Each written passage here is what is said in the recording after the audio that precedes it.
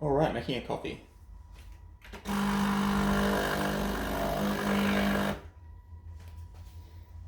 All right, so first thing you've got to do before you do anything, make sure you got your grind set correct.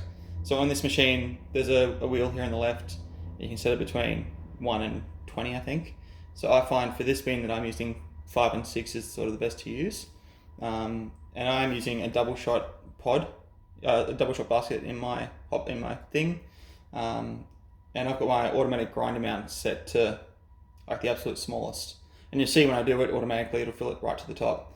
So you can press and hold this in the grinder to make it go manually, or you just press it in once to make it go automatic. So you just grind your beans.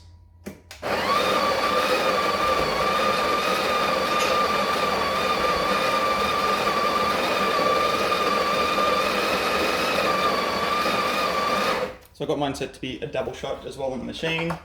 So you get your tamper, tap it a bit just to get the grinds to settle. Then you want to compress them on your little mat if you've got a mat.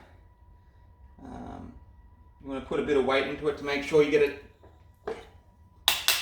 You just tap it to get the grinds loose and back in the center because they stick to the side a bit.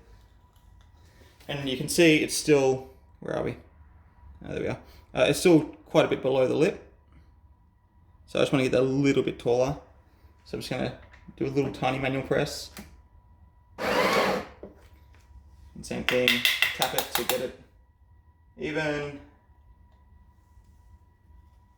You press it in. The most important thing with this is you want it to be even across the top.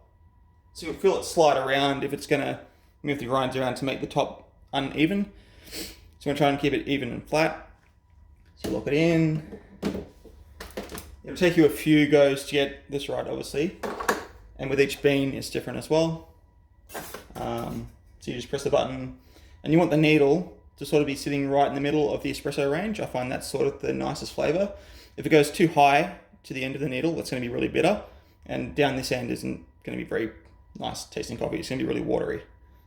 So do my double shot.